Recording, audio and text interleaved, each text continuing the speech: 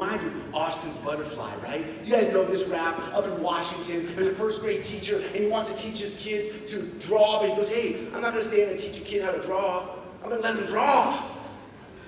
But what I'm going to do is I'm going to design a protocol so the kids give each other incredibly precise feedback. That's going to make them better drawers. Drawers? Artists.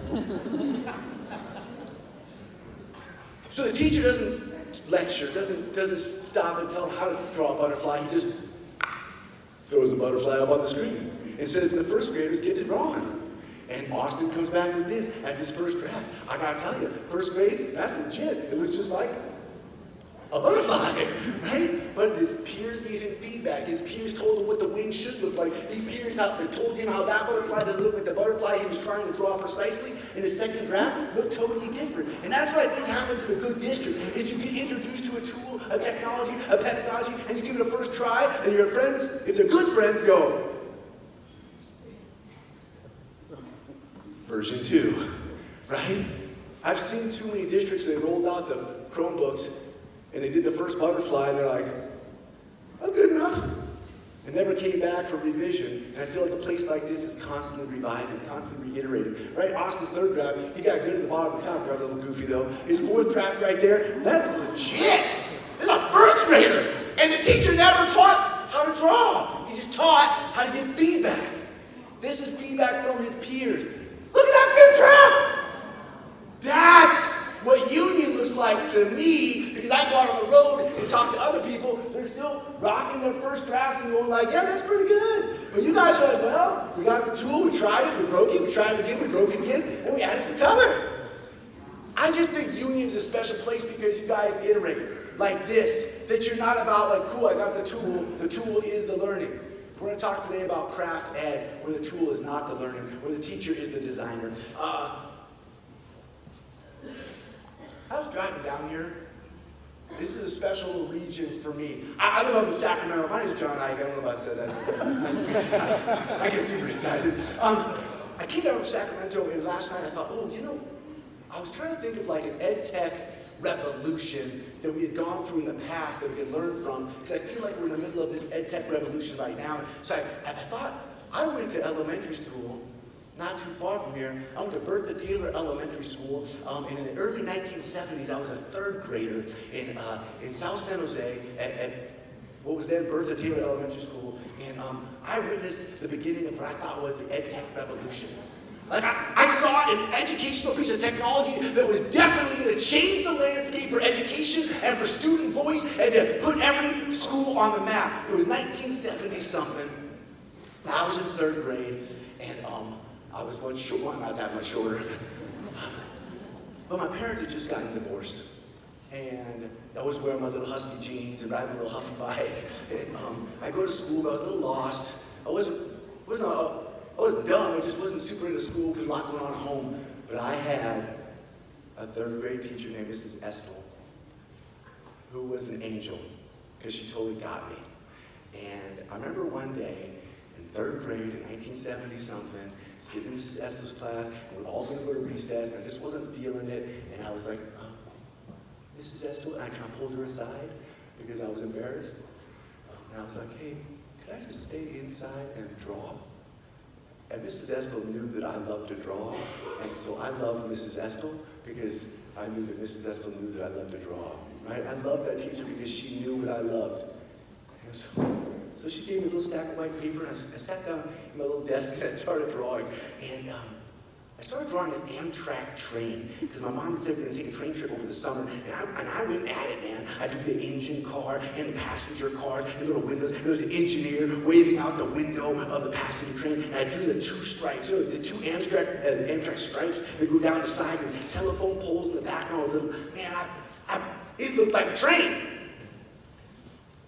I love this artwork. I felt proud of this artwork. I spent the whole recess drawing this, and then I looked up, and Mrs. Estel was standing over me looking down, and she was filled with pride for me, because I was filled with pride for me.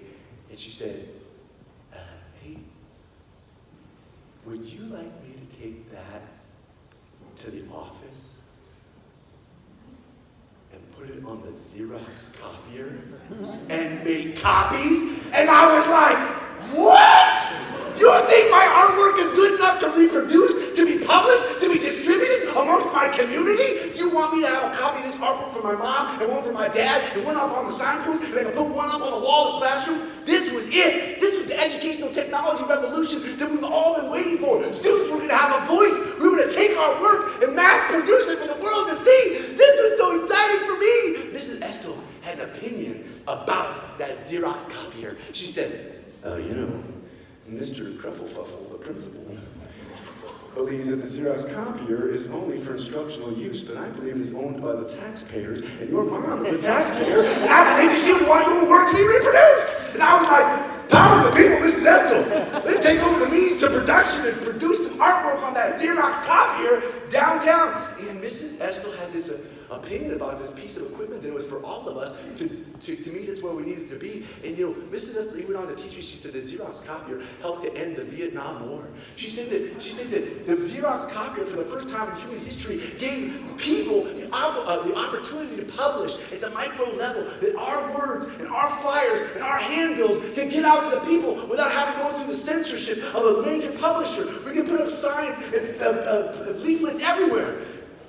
I was moved. I thought, this is it. This is the beginning of the educational technology revolution. The Xerox copier is going to change the world, right? Students are going to have a voice. And that was the last time a teacher ever used the Xerox copier to give me a voice, right? That was the last time anybody ever used the Xerox copier to share my thoughts with anybody. I do think the Xerox copier became a means of production. What it did was it produced the worksheet, right?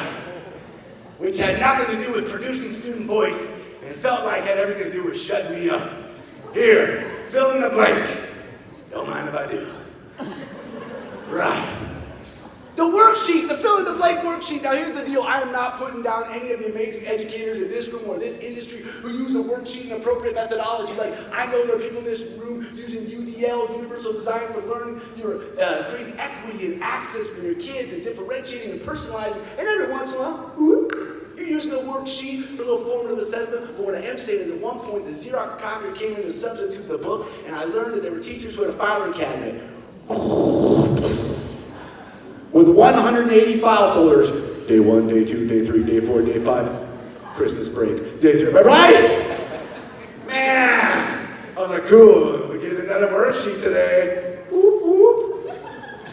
So, I think the EdTech revolution kind of died on the copier right there. But that's okay, because we can learn from our mistakes, right? I kind of thought today as I was coming down here, if we want to get to craft ed, if we want to get to teachers as designers, if we want to empower ourselves to design the learning pathways for our students, then what tools are we relying on, and what tools can we learn from the past? I recognize that, the problem is, and you guys know SAMR, the Xerox copier got stuck in the substitution portion of SAMR. You guys all know SAMR? Ooh. If you know it, give me a ooh. I just wanted to hear you do that, actually. That was for me. Right, so the Xerox copier got stuck in the substitution model, portion of SAMR. What we know is that if you're adopting any new pedagogy, if you're adopting any new piece of technology, if you're bringing something new, it's okay to start with substitution. Hey, I used to have kids write in a spiral notebook, and now I have kids type on a Google Doc. Pure substitution. But I know that this Google Doc can do more than the spiral notebook, so I can actually augment. I can go from substitution to augmentation. I can go to modification because I know the Google Doc can be produced on the internet, and I can show my kids work around the world, which is previously not possible with the spiral notebook. And I know that I can eventually get to redefinition. I can redefine the way things look in my classroom because the tool allows opportunities that were previously inconceivable. That word you're saying. So the Xerox copier kind of died at the substitution level of the SAMR model because I think what happened was we thought the publishers knew what they were doing, the kids could learn from books, and since we couldn't write in the books, we just used the substitution model, we produced worksheets, and the kids could kind of learn from the worksheet and fill in the blank, and they could write in the worksheet, and that was a good substitution. The problem is we never went up from there, and the worksheet is a tool, and nobody learns from a tool. So my question is, how do we make sure the Chromebook doesn't become the next Xerox copier? How do we make sure that we roll out all this technology and do all this training and we don't get stuck down in substitution? I'll tell you how I think we do it. We stop talking about the tool. Because the Xerox copier was a tool, failure, right? The worksheet, fail. And if the Chromebook is just another version of a worksheet, another fill in the blank, it's going to fail too. We don't want to talk about the tool, we want to talk about the pedagogy that leads to student learning.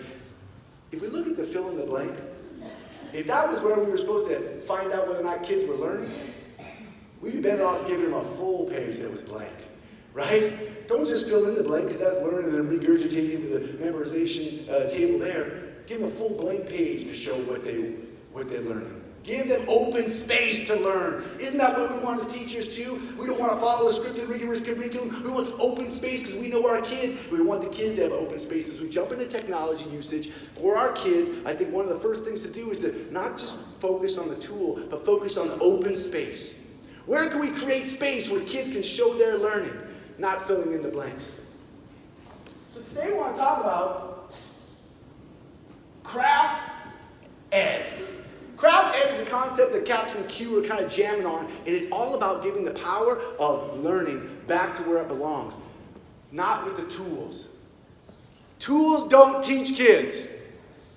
Teachers teach kids. Can I get an amen? Amen. Tools don't teach kids. Putting worksheets in front of kids, putting Chromebooks in front of kids. Chromebooks are just like Harry Potter versions of worksheets, right? It's got moving pictures. That tool isn't going to teach a kid. What's going to teach a kid? A teacher's going to teach a kid. Mrs. Estel, my teacher, knew me and made sure she crafted opportunities for me to learn, and that's what we all do here. So craft ed is about us being the craftsmen of our trade. We want to bring the artisanship back to teaching.